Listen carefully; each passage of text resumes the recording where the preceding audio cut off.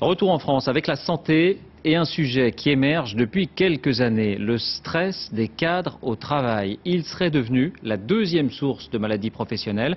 Il ne s'agit pas spécialement de harcèlement. La charge de travail est souvent en cause, le devoir de performance aussi. C'est le dossier de cette édition. Il est signé Anne Guéry et Éric Delagneau.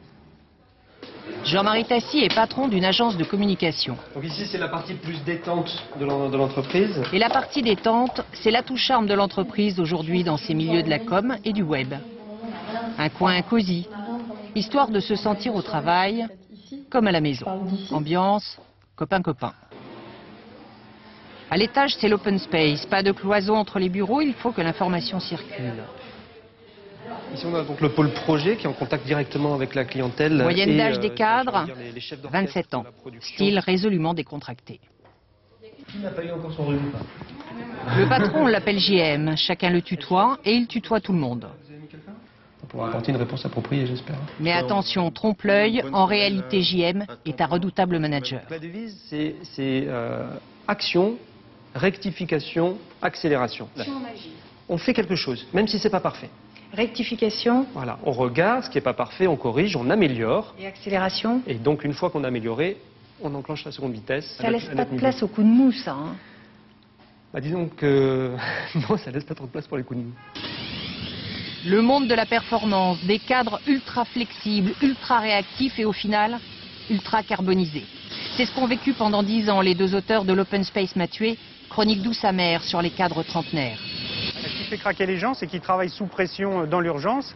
Et comme il faut qu'ils aient toujours l'air enthousiastes, s'ils ont un jour où ça va moins, ils ne peuvent pas le montrer. Donc ils ont de la souffrance intériorisée. Donc ils vont rentrer chez eux en disant rien sur leur lieu de travail et prendre des antidépresseurs pour tenir. Tenir, ils étaient formatés pour.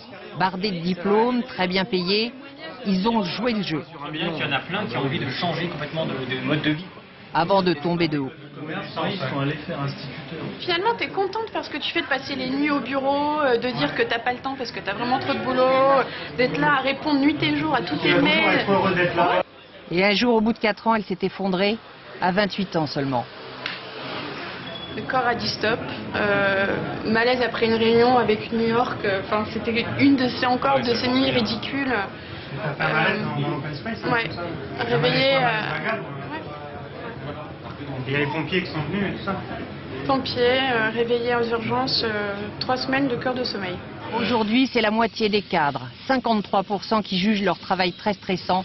Et le stress, ça peut aller jusqu'au suicide. C'est précisément ce qui est arrivé dans une agence de la BNP en janvier dernier. Un conseiller financier s'est tué parce qu'il ne parvenait plus à atteindre ses objectifs de vente. De réalisation à la date du 20 octobre. Pour ces deux syndicalistes, les objectifs, c'est ce qui fait souffrir les cadres.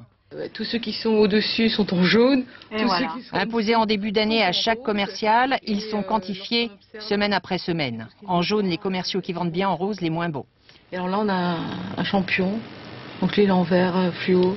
On doit vendre sur un rendez-vous 2-3 produits minimum. Si on fait moins, il y a des moyennes qui sont établies comme ça. Quels que soient les clients qu'on a en face de soi, à certaines périodes, on est obligé de lui proposer tel type de produit ou tel type de service, alors que c'est pas du tout ce qu'il vient chercher.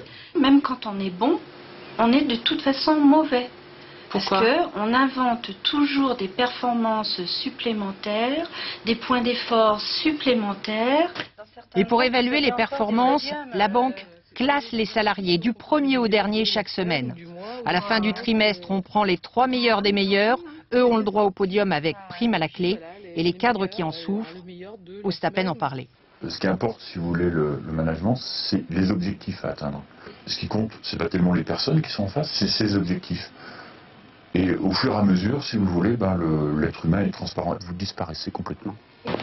Le stress n'épargne aucun secteur d'activité au point que la justice s'en mêle. Depuis 2002, une loi impose à l'employeur de préserver ses salariés. Il a cette obligation de protéger la santé mentale des salariés.